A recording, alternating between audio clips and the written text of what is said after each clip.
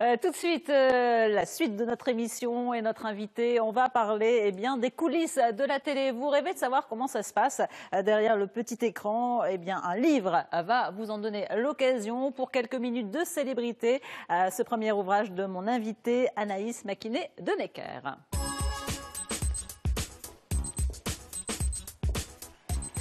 Bonjour Anaïs, bonjour. Merci d'être avec nous. Vous êtes journaliste originaire de Lille. Vous avez écrit ce premier roman pour quelques minutes de célébrité aux éditions Carrière. Alors ce livre, il a une histoire, il n'est pas arrivé là comme ça de manière anodine. Oui, c'est surtout 17 ans de carrière dans les coulisses de la télévision, parce que je suis journaliste au départ, et puis ensuite j'ai produit des émissions de télévision.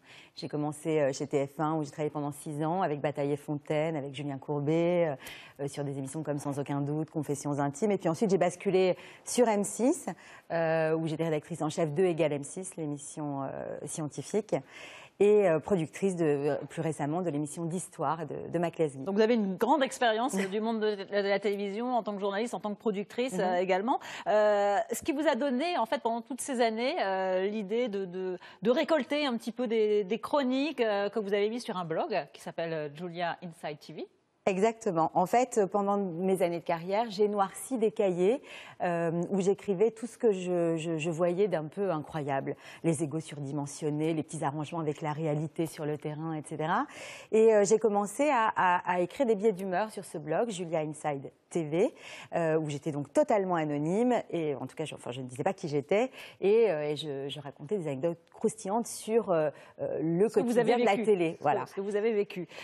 Et en fait, ces chroniques ont donné naissance à ce livre. Oui. Voilà, alors le livre, la transcription, un peu, oui. Les deux sont liés. C'est-à-dire qu'en tout cas, on retrouve le personnage de Julia, qui est l'auteur des chroniques, la blogueuse, mais qui raconte du coup sa carrière à la télévision. Donc c'est évidemment autobiographique, hautement autobiographique, mais c'est un roman. Il y a une partie romancée quand même. C'est un jeu de pistes. Il va falloir essayer de savoir il faut essayer. En fait, c'est ce qui est intéressant dans ce premier roman, c'est qu'on essaye un peu de savoir qui est qui quand vous racontez certaines anecdotes qui sont assez croustillantes. Ça commence très fort, d'ailleurs. Il y a cette aventure que vous avez eue avec une productrice qui, en fait, peste contre l'arrêt, l'annulation la déprogrammation de son émission pour une raison qui est quand même hautement justifiée, puisque c'était au moment des attentats du 11 septembre. C'est vrai qu'on a envie de, quelque part... de l'étrangler. De l'étrangler, oui. Disons-le. Vous l'avez vraiment vécu? Vous l'avez vraiment vécu? Oui, je l'ai vraiment vécu. Je venais de décrocher en fait mon premier poste de programmatrice sur un prime time d'une grande chaîne nationale. Un prime time qui devait être consacré notamment à la scolarisation des enfants handicapés. Donc on n'était pas du tout sur une thématique attentat. Et puis à 15h, on devait être en direct à 20h30. Et à 15h, les tours jumelles s'écroulent. Et badaboum, on se dit qu'on va être déprogrammés. Ce qui était quelque part, évidemment, quelque chose d'extraordinaire, mais pour tout le monde se souvient de ce qu'il faisait le 11 septembre.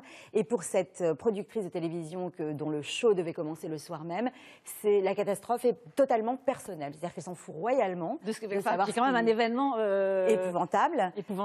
Et elle désespère juste de voir sa petite émission déprogrammée. Mais c'est l'objet du livre, c'est-à-dire qu'en fait, à la télévision, en tout cas à Paris et en national, on vit dans le petit monde de l'entre-soi. Avec des égos, on va dire, surdimensionnés. Voilà, et que ce soit une actualité internationale ou pas, peu importe, l'important c'est que sa petite émission ne soit pas diffusée le soir, et donc elle va pester et faire un scandale. Mais ce jour-là, elle va me donner l'opportunité de sauver ma place, puisqu'a priori, je ne devais pas être gardée, parce qu'elle estimait que mon plateau, mes invités de plateau n'étaient pas assez...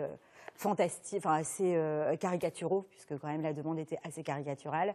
Et donc je devais jouer ma place, et par chance, par chance ou par malchance, l'une des invitées qui attendait dans les coulisses avait été victime d'un attentat en 95. Et ça a permis, de faire cette émission spéciale effectivement sur les attentats. On va quand même rassurer le téléspectateur, l'univers de la télé, ce n'est pas qu'un monde impitoyable. Vous avez travaillé dans la région, notamment. Absolument. Vous gardez des bonnes expériences. Très bonnes expériences. Vraiment, c'est à la radio, c'était sur Radio France Fréquence Nord à l'époque que j'ai fait mes débuts. Et c'est vrai qu'à l'époque, ça m'a donné le goût des médias. Donc ça prouve bien que, en tout cas en Et cette région. envie de faire ce métier, qui est quand même un métier passionnant, il faut bien le dire. Absolument, et qui donne aussi des prérogatives Et extraordinaires. qui permet de rencontrer des gens exceptionnels. Absolument. Et pas seulement des stars d'ailleurs. Oui, des gens exceptionnels. qu'on rencontre dans la rue et qui sont qui ont cette petite. Non, c'est un monde de paillettes, et quand on a la chance de venir de Lille, d'avoir absolument personne dans sa famille qui est dans les médias, et de trouver cette porte d'entrée et de vivre des moments aussi magiques et de passer de l'autre côté, c'est vrai que ça reste. C'est ce que vous racontez également dans cet ouvrage. Voilà, cet ouvrage qu'on lit avec, il y a beaucoup d'humour. C'est pour quelques minutes de célébrité aux éditions Carrière. Je vous le conseille. On passe un bon moment de télé en tout cas. Merci, Merci Anaïs. beaucoup à vous. Tout de suite.